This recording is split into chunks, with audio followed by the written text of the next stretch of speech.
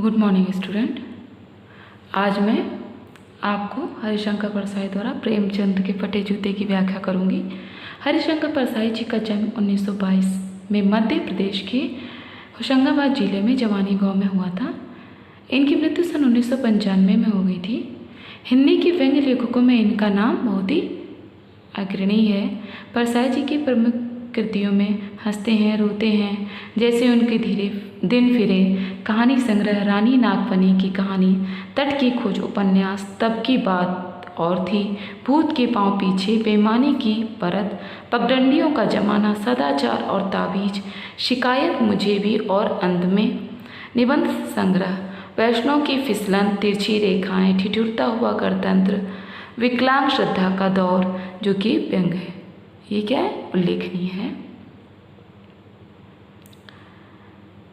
इन्होंने भारतीय जीवन के पाखंड, भ्रष्टाचार, अंतर्विरोध, बेईमानी आदि पर इनके लेख व्यंग्य लेखकों का ने शोषण के विरुद्ध साहित्य की भूमिका का निर्वाह किया है। इन्होंने सबसे ज़्यादा अपने लेखों में व्यंग्य लेखन ही लिखा है। प्रस्तुत पाठ में प्रेमचंद जी ने फटे जूते शीर्षक में निबंध में परसाई जी ने प्रेमचंद के व्यक्तित्व की सादगी के साथ एक रचनाकार की अंतर्वेदी सामाजिक दृष्टि का विवेचन करते हुए आज के दिखावे की प्रवृत्ति और अवसरवादिता पर भी एक व्यंग्य किया है। अब हम प्रारंभ करते हैं आपका पाठ प्रेमचंद के फटे जूते। प्रेमचंद का एक चित्र है जो कि लेखक के परसाई जी के सामने है, जिसको देख करके वो उसके बताते हैं कि उसका वर्णन करते हैं। पत्नी के साथ फोटो खिंचा रहे हैं, सिर पर किसी मोटे कपड़े की टोपी, कुर्ता और धोती पहने हैं, कनपट्टी चिपकी है, गालों की हड्डियां उभर आई हैं पर घनी मूछें चेहरे को भरा भरा बतलाती हैं। पाँव में कैनवस के जूते हैं जिनके बंद बेतरतीब बंधे हैं। लापरवाही से उपयोग करने पर बंद के सिरों पर की लोहे की पतरी निकल जाती है। छेदों में बंद डालने में परेशानी होती है, तब बंद कैसे भी कस लिए जाते हैं। दाहिने पांव का जूता ठीक है मगर बाएं जूते में बड़ा छेद हो गया है जिसमें से अंगुली बाहर निकल आई है। यहाँ पे परसाई जी कहते हैं, उनका चित्र देखते हुए वर्णन करते हैं कि उन्होंने एक पत्नी के साथ अपनी एक फ़ोटो खिंचा रखी है जिसमें उन्होंने सिर पर कपड़े की टोपी पहन रखी है, कुर्ता पहन रखा है, धोती पहनी है और गालों की हड्डियाँ थोड़ी सी उभर आई हैं और घनी मूंछों के कारण उनका चेहरा पूरा ही भरा भरा लग रहा है। पाँव में उन्होंने कैनवस के जूते पहन रखे हैं जिनके बंद यानी जो उसका रिबन होता है उसकी बात करें, जो शू लेसेस होते हैं उनको बेतरतीब मतलब जैसे जैसे उन्होंने उसको बांध लिया है, ऐसा वो चित्र देखकर वर्णन कर रहे हैं। चित्र में ऐसा दिख रहा है उनको। लापरवाही से उपयोग करने के बाद बंद के सिरों की लोहे की पतली निकल जाती है, क्योंकि जब हम लोग लापरवाही से शू लेस को यूज़ करते तो उसके ऊपर का जो लोहे में लगा रहता है तो वो क्या हो गया, वो टूट गया है। तो उसको छेदों में डालने में इनको बहुत परेशानी हुई, जिससे उन्होंने जैसे भी उन्होंने उस लेस उसको बांध लिया है। दाहिने पाँव का जूता तो ठीक है मगर बाएं का पाँव के जूते में उनके छेद हो गया है जिसमें से अंगुली बाहर निकल आई है। मेरी दृष्टि इस जूते पर जाकर अटक गई। वो इसी जूते को देख रहे हैं लगातार। कहते हैं, सोचता हूँ फ़ोटो खिंचाने की अगर यह पोशाक है तो पहनने की कैसी होगी। नहीं, इस आदमी की अलग अलग पोशाकें नहीं होंगी। इसमें पोशाकें बदलने का गुण नहीं है। यह जैसा है वैसा ही फ़ोटो में खिंच जाता है। ये कहते हैं कि अगर प्रेमचंद जी के पास क्या फ़ोटो खिंचाने के लिए यही पोशाक थी, उनके पास और कोई पोशाक नहीं थी। अगर ये पोशाक फ़ोटो खिंचाने के लिए पहन रहे हैं तो जो ये आमतौर पे पोशाकें पहनते वो कैसे पहनते, क्योंकि फ़ोटो खिंचाने के लिए लोग कैसे भी कपड़े किसी से भी लेके किसी भी तरह से कपड़े पहनते हैं, लेकिन अच्छे कपड़े पहनते हैं। इसी तरह से इन्होंने इस बात को कही है। इन्होंने फिर इसको कहा कि नहीं, अपने बात को काटते हुए इन्होंने कहा नहीं, ऐसा नहीं है, इनकी वेशभूषा ही ऐसी है, ये दिखावा जीवन नहीं जीते, ये जैसे हैं वैसा ही अपने आप को दिखाते हैं। इनके अंदर पोशाकी बदलने का गुण नहीं है। कि अंदर से कुछ और बाहर से कुछ और हूँ। मैं चेहरे की तरफ देखता हूँ, क्या तुम्हें मालूम है मेरे साहित्यिक पुरखे कि तुम्हारा जूता फट गया है और अंगुली बाहर दिख रही है? क्या तुम इसका जरा भी एहसास नहीं है? जरा लज्जा, संकोच और झेप नहीं है? वो ये कहते हैं कि साहित्य पुरखे, यानी प्रेमचंद जी को साहित्य पुरखे नाम इसलिए क्योंकि वो बहुत ही पुराने लेखकों में जिनका नाम लिया जाता है। उन्होंने बहुत ही अच्छे अच्छे लेख लिखे हैं जो हम लोग को बहुत ही शिक्षा देते हैं। वे ये कहते हैं कि तुम्हारा जूता फट गया है, उंगली बाहर बाहर दिख रही है, क्या तुम्हें इसका जरा भी एहसास नहीं है? तुमने इस बात पर ध्यान नहीं दिया है? जरा लज्जा या संकोच या झेप नहीं है? तुम्हें जरा भी लज्जा या शर्म वगैरह नहीं आई कि तुम फ़ोटो भी इसकी पहन के खिंचाने चले आए? तुम साहित्य के पुरखे हो, तुम्हारा इस यहाँ पे कितना नाम है। क्या तुम इतना भी नहीं जानते कि धोती को थोड़ा नीचे खींच लेने से उंगली ढक सकती थी? मतलब ये बताते हैं कि अगर आप थोड़ा सा उंगली को अपने नीचे कस लेते, अपने धोती को नीचे कर लेते तो आपका जूते जो हैं वो ढक सकते थे। मगर फिर भी तुम्हारे चेहरे पर बड़ी बेपरवाही, बड़ा विश्वास है। मतलब आप आए और ऐसे ही आपने फ़ोटो खिंचा ली। फोटोग्राफर ने जब रेडी प्लीज़ कहा होगा तब परंपरा के अनुसार तुमने मुस्कान लाने की कोशिश की होगी। दर्द के गहरे कुएं के तल में कहीं पड़ी मुस्कान और धीरे धीरे खींचकर ऊपर निकाल रहे होंगे कि बीच में ही क्लिक करके फोटोग्राफर ने थैंक यू कह दिया होगा। अब लेखक यहाँ पे कह रहे हैं, फ़ोटो खिंचाते समय जब फोटोग्राफर ने रेडी प्लीज़ कहा होगा तब आपने एक मुस्कान लाने की कोशिश की होगी और गहरा दर्द, यानी इसमें वो ये कह रहे हैं कि उनके अंदर बहुत ही कुछ जो दर्द है उन्होंने उसको छुपाकर एक हल्की सी मुस्कान सामने रखी और बीच में ही फोटोग्राफर ने उसको क्लिक कर लिया। विचित्र है यह अधूरी मुस्कान। वो ये कहते हैं कि आपकी अधूरी मुस्कान कितनी विचित्र लग रही है। उपहास है, व्यंग्य है। व्यंग्य करते हुए कह रहे हैं कि आपके अंदर बहुत ही दुख है, तो भी आप एक हल्की सी मुस्कान देकर फ़ोटो को खिंचा रहे हैं। वे कहते हैं यह कैसा आदमी है जो खुद तो फ़ोटो फटे जूते पहने फ़ोटो खिंचा रहा है पर किसी पर हंस भी रहा है। फिर वो कहते हैं फ़ोटो ही खिंचाना था तो ठीक जूते पहन लेते या ना खिंचाते। फ़ोटो न खिंचाने से क्या बिगड़ता था? शायद पत्नी का आग्रह रहा होगा और तुम अच्छा चल भाई कहकर बैठ गए होंगे। मगर यह कितनी बड़ी ट्रेजेडी है कि आदमी के पास फ़ोटो खिंचाने को भी जूता ना हो। मैं तुम्हारी ये फ़ोटो देखते देखते तुम्हारे क्लेश को अपने भीतर महसूस करके जैसे रो पड़ना चाहता हूँ, मगर तुम्हारी आंखों का यह तीखा दर्द भरा व्यंग मुझे एकदम रोक देता है। वो ये कहते हैं अगर आपको फ़ोटो ही खिंचाना था तो ठीक जूते पहन लेते या ना खिंचाते। फ़ोटो खिंचाने की क्या ज़रूरत थी आपको? ना खिंचाने से क्या कुछ बिगड़ जाता? फिर वो कहते हैं शायद पत्नी ने आपसे आग्रह किया होगा, फिर आपने कहा होगा ठीक है चलो फ़ोटो खिंचा लेते हैं, और आप फ़ोटो खिंचाने बैठ गए होंगे। मगर यह कितनी बड़ी टेस्टी है कि आदमी के पास फ़ोटो खिंचाने के लिए भी जूता नहीं है। मैं तुम्हारी आपकी फ़ोटो देखते देखते बहुत ही मुझे अंदर दर्द महसूस हो रहा है कि आपके पास एक जूता भी नहीं है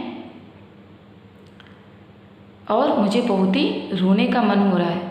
मगर तुम्हारी आंखों का यह तीखा दर्द भरा व्यंग मुझे एकदम रोक देता है कि वो जो हल्की सी मुस्कान मुस्कुरा रहे हैं उसको देख करके वे चुप हो जाते हैं। तुम फ़ोटो का महत्व नहीं समझते होते तो किसी से फ़ोटो खिंचाने के लिए जूते मांग लेते। लोग तो मांगे की कोट से वर दिखाई करते हैं और मांगे की मोटर से बारात निकालते हैं। फ़ोटो खिंचाने के लिए तो बीवी तक मांग ली जाती है। तुमसे जूते ही मांगते नहीं बने। तुम फ़ोटो का महत्व नहीं जानते। लोग तो इत्र चुपड़ कर फ़ोटो खिंचाते हैं जिससे फ़ोटो में खुशबू आ जाए। गंदे से गंदे आदमी को फ़ोटो भी खुशबू देती है। वे कहते हैं कि क्या तुम फ़ोटो का महत्व नहीं जानते, नहीं समझते हो कि अगर आप फ़ोटो खिंचाने आए थे तो किसी से जूते मांग लेते।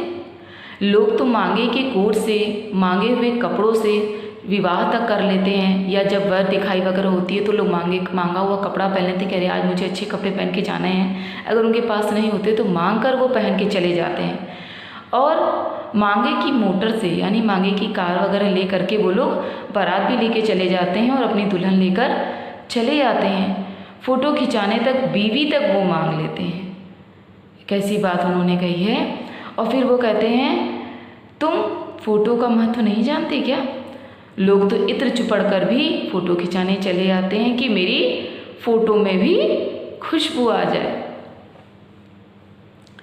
गंदे से गंदे आदमी भी फ़ोटो में खुशबू के लिए इत्र लगाकर चले आते हैं फ़ोटो खिंचाने के लिए। टोपी 8 आने में मिल जाती है और जूते उस ज़माने में भी 5 रुपए से कम में क्या मिलते होंगे। जूता हमेशा टोपी से कीमती रहा है। अब तो जूते की कीमत और बढ़ गई है और एक जूते पर 2500 टोपियाँ न्यौछावर होती हैं। जूते भी और टोपी के अनुपातिक मूल्य के मारे हुए थे। यह विडंबना मुझे इतनी तीव्र से पहले कभी नहीं चुभी जितनी आज चुभ रही है, जब मैं तुम्हारा फटा जूता देख रहा हूँ। तुम महान कथाकार हो, उपन्यास सम्राट, युग प्रवर्तक, जाने क्या क्या कहलाते थे, मगर फ़ोटो में भी तुम्हारा जूता फटा हुआ है। हरिशंकर परसाई जी कहते हैं कि तुम्हें क्या क्या कहा जाता है। महान कथाकार कहा जाता है, उपन्यास सम्राट कहा जाता है, युग प्रवर्तक कहा जाता है, लेकिन कैसी विडंबना है। वे कहते हैं कि टोपी 8 आने में मिल जाती है, मगर जूते इस ज़माने में भी 5 रुपए से कम क्या मिलते होंगे। वे कहते हैं टोपी यानी जो कि एक सम्मान का प्रतीक होती है, आज भी उसे कम आंका जाता है, और जूता जिसे औहदे से और अपने स्टेटस से लेकर देखा जाता है, उसकी कीमत बहुत ज़्यादा लगाई जाती है। तो उसी पर व्यंग करते हुए कह रहे हैं कि आप 8 आने में मिलने वाली आपने टोपी पहन रखी है, लेकिन 5 रुपए का आप जूता नहीं खरीद पाए। कितनी बड़ी बात है। आगे कहते हैं मेरा जूता भी कोई अच्छा नहीं है, यूँ ऊपर से अच्छा दिखता है, अंगुली बाहर और पैनी मिट्टी पर पार, उंगली बाहर नहीं निकली पर अंगूठे के नीचे तला फट गया है। अंगूठा जमीन से घिसता है और पैनी मिट्टी पर कभी रगड़ खाकर लहूलुहान भी हो जाता है। पूरा तला गिर जाएगा, पूरा पंजा छिल जाएगा, मगर उंगली बाहर नहीं दिखेगी। तुम्हारी उंगली दिखती है पर पाँव सुरक्षित हैं, मेरी उंगली ढकी है पर पंजा नीचे घिस रहा है। तुम पर्दे का महत्व ही नहीं जानते, हम पर्दे पर कुर्बान हो रहे हैं। फिर लेखक कहते मेरा जूता भी कोई अच्छा नहीं है, परंतु ऊपर से अच्छा दिखता है। उंगली भी मेरे जूते की बाहर निकली नहीं है। उसमें क्या हुआ है, उसके मेरे जूते का तला फट गया, नीचे से वो फट गया, और अंगूठा भी नीचे से मेरा घिसता है और जिसमें से खून निकल आता है, और मिट्टी से रगड़ खा करके मैं बहुत उस पैर से परेशान हो जाता हूँ। और वो कहते हैं तुम्हारा कम से कम उंगली तुम्हारे जूते की बाहर निकली है, तुम्हारा उंगली तो सुरक्षित है, मेरी तो उंगली ढकी है पर पंजा नीचे से घिस रहा है। तुम पर्दे का महत्व नहीं जानते, हम पर्दे पर कुर्बान हैं। वे ये कहते हैं कि पर्दे का महत्व नहीं जानते लोग। तो पर्दे के लिए घर में अगर कोई चीज़ कहीं भी ख़राब तरह से रखी हो, हम सभी जानते हैं, तो उसको अगर पर्दे से ढक दो तो वहाँ पर वो क्या होता है, वहाँ पे एक आड़ बन जाती है। वो चीज़ वहाँ पे लोग कहते हैं अच्छी लगने लगी, भले पीछे कितना गंदा हो, लेकिन अगर मैंने एक पर्दा टांग दिया तो वहाँ पर वो चीज़ बहुत ही शोभनीय लगती है। तुम फटा जूता बड़े ठाठ से पहने हो, मैं ऐसे नहीं पहन सकता। फ़ोटो तो ज़िंदगी भर इस तरह नहीं खिंचाऊँ, चाहे कोई जीवनी बिना फ़ोटो के ही छापते हुए। कहते हैं तुमने तो बहुत ठाठ से फ़ोटो खिंचवा ली है, लेकिन मैं तो ऐसा कभी ज़िंदगी में नहीं कर सकता। मैं तो कभी ना खिंचवाऊँ, चाहे मेरी जो जीवनी है, मेरा जो परिचय है, बिना फ़ोटो के ही छप जाए। तुम्हारी यह व्यंग्य मुस्कान मेरे हौसलों को पस्त कर देती। तुम जो हंसी हंस रहे हो, आज जो हंसी हंस रहे हो, यह मुझे बहुत ही अंदर तक झकझोर रही है क्या मतलब है इसका? कौन सी मुस्कान है यह? क्या होरी का गोदान हो गया? क्या यह होरी का गोदान है? उन्होंने जो पुस्तक लिखी है उसके बारे में गोदान उन्होंने। क्या पूस की रात में नील गए हल्कू का खेत चर गए? नील एक पूस की रात भी इनकी कहानी है।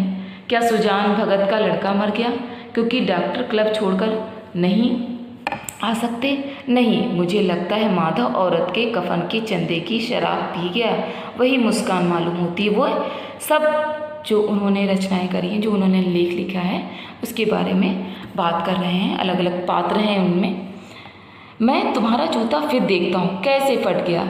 यह मेरी जनता के लेखक भी कहते हैं, ये मेरी जनता के लेखक हैं, क्योंकि प्रेमचंद जी का बहुत ही हमारे जीवन में महत्व। उन्होंने हम लोग के लिए बहुत ही अच्छे अच्छे लेख लिखे हैं। इनको युग प्रवर्तक के नाम से हम सभी जानते हैं, इसीलिए ये बहुत आश्चर्यचकित हो रहे हैं लेखक। क्या बहुत चक्कर काटते रहे? मतलब वो ये कह रहे हैं क्या तुम बहुत चक्कर काट रहे थे इधर से उधर, जो ऐसा हो गया है? क्या बनिए के तगादे से बचने के लिए मील 2 मील का चक्कर लगाकर घर लौटते रहे?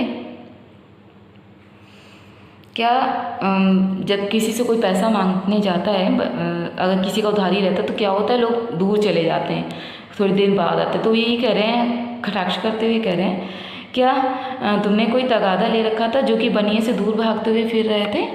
चक्कर लगाने से जूता फटता नहीं है, घिस जाता है। कुंभन दास का जूता भी फतेहपुर सीकरी जाने आने में घिस गया था। यहाँ पे कुंभन दास की बात कर रहे हैं। उसे बड़ा पछतावा हुआ। उसने कहा, आवत जात पनहिया घिस गई, बिसर गयो हरि नाम। वे कहते हैं आने और जाने में मेरा जूता क्या हो गया है, घिस चुका है। यहाँ पे और भी कहते हैं, और ऐसे बुलाकर देने वालों के लिए कहा था, जिनके देखे दुख उपजत है, तिनको करबो परे सलाम। वे कहते हैं कि कुंभन दास जो कि कौन थे, बादशाह अकबर के आमंत्रण पर वे उनसे फतेहपुर सीकरी मिलने गए थे। ये बल्लभाचार्य के शिष्य थे। इसी संदर्भ में इन्होंने इन पंक्तियों का उल्लेख किया है कि जब वे उनसे मिलने जाते हैं तो क्या होता है, वे मिलने जाते हैं और उनके पैरों के जूते वहाँ पर घिस चुके हैं। चलने से जूता घिसता है, फटता नहीं। तुम्हारा जूता कैसे फट गया? वे कहते हैं चलने से जूते घिस जाते हैं, फटते नहीं हैं। तुम्हारा जूता कैसे फट गया? मुझे लगता है तुम किसी सख्त चीज़ को ठोकर मारते रहे हो। यहाँ पर बयान करते हैं, ये कहते हैं ज़रूर तुम किसी सख्त चीज़ को ठोकर मार रहे थे, क्योंकि जूता जब लोग चलते हैं तो नीचे से घिसता है, ना कि सामने से फट जाता है। कोई चीज़ जो परत पर परत सदियों से जम गई है, उसे शायद तुमने ठोकर मार मार कर अपना जूता फाड़ लिया। कोई टीला जो रास्ते पर खड़ा हो गया था, उस पर तुमने अपना जूता आजमाया। वे कहते हैं कोई ऐसी सख्त चीज़ थी जिसको तुमने रास्ते से हटाने के लिए क्या किया, उसको बहुत बार उसको अपने पैरों से मारा। आगे है कि तुम उस पत्थर को ठोकर न मार करके तुम उसे बचाकर उसके बगल से भी तो निकल सकते थे। टीलों से समझौता भी तो हो जाता है। सभी नदियाँ पहाड़ थोड़े ही फोड़ती हैं, कोई रास्ता बदल कर घूम कर भी तो चली जाती हैं। वे कहते हैं कि तुम्हें कम से कम किसी चीज़ से समझौता तो कर लेना चाहिए था। अगर चाहते तो कई नदियाँ सभी पहाड़ थोड़े न तोड़ती हैं, वो अपना रास्ता खुद बना लेती हैं, घूम जाती हैं। तुमने उस पर ठोकर क्यों मांग रही? अगर आप चाहते तो तुम समझौता कर नहीं सके। क्या तुम्हारी भी वही कमजोरी थी जो होरी को ले डूबी? वही नेम धर्म वाली, यानी नाम वाली, इज्जत वाली वे बात करते हैं। नेम धर्म उसकी भी जंजीर थी, मगर तुम जिस तरह मुस्कुरा रहे हो उससे लगता है कि शायद नेम धर्म तुम्हारा बंधन नहीं है।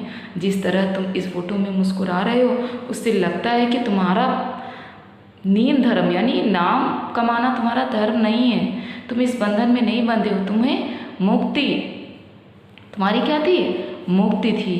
तुम्हारी यह पाँव की अंगुली मुझे संकेत करती सी लगती है, जिसे तुम घृणित समझते हो उसकी तरफ हाथ की नहीं पाँव की अंगुली से इशारा करते हो। कहते हैं कि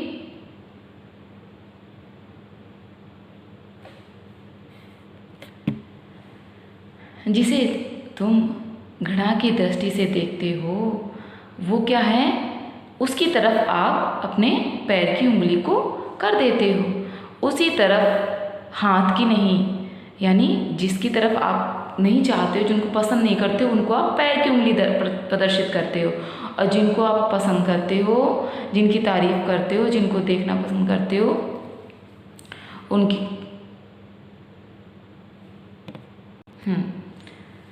फिर वो कहते हैं कि जिसको भी आप पसंद नहीं करते तो उसको पैर की उंगली से आप इशारा करते हो। तुम क्या उसकी तरफ इशारा कर रहे हो जिसे ठोकर मारते मारते तुमने जूता फाड़ लिया। वो ये कहते हैं क्या इशारा करते करते तुमने ही उस सख्त चीज़ से, जिससे तुमने समझौता नहीं किया, जिसको तुमने क्या कर सकते थे, अपनी राह मोड़ करके तुम निकल सकते थे, लेकिन इन्होंने लेखक के बारे में ये कहा, इन्होंने किसी भी चीज़ से समझौता नहीं किया, अपने ही राह पर, अपने ही मार्ग पर तटस्थ रहे और उस पर वे हमेशा चलते रहे।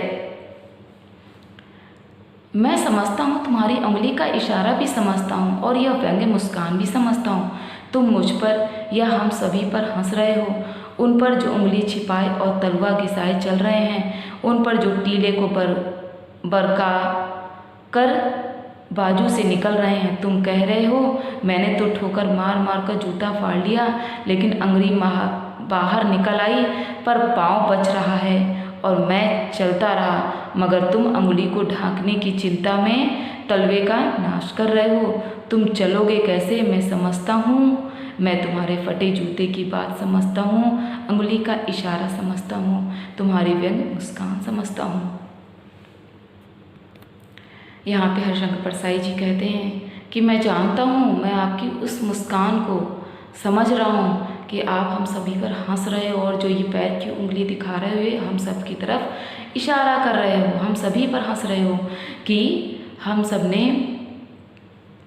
समाज के साथ समझौता करके अपने पैरों के तलवे को फाड़ लिया है, मगर आपने समाज के साथ समझौता न करके अपनी उंगली को बाहर निकाला है और अपने रास्ते पर चलते रहे हैं। आपने कभी भी उंगली को ढकने की चिंता नहीं रखी, बल्कि हम लोग ने अपने पैर को ढकने के लिए, उसको आड़ देने के लिए अपने तलवों को ही घायल कर लिया है। मैं आपको समझता हूँ, आपके फटे हुए जूते की बात को भी समझता हूँ कि आप हम सबको क्या इशारा करना चाहते हो, और आपकी मुस्कान का क्या है कि हमें कभी भी किसी चीज़ से समझौता नहीं करना चाहिए। जहाँ हमारा मन जिस बात को एक्सेप्ट ना करे, जिस बात को ना माने, हमें उन चीज़ से समझौता नहीं करना चाहिए और अपने रास्ते पर अडिग रहना चाहिए। प्रेमचंद जी को अपने लेखों में जो कुछ भी दिखा, समाज में जो कुछ भी बुराई अच्छाई जो भी दिखी, उन्होंने अपने लेखन कार्य में उनको लिखा है। हरिशंकर परसाई द्वारा लिखा हुआ प्रेमचंद के फटे जूते यहाँ पर आपका पाठ समाप्त होता है।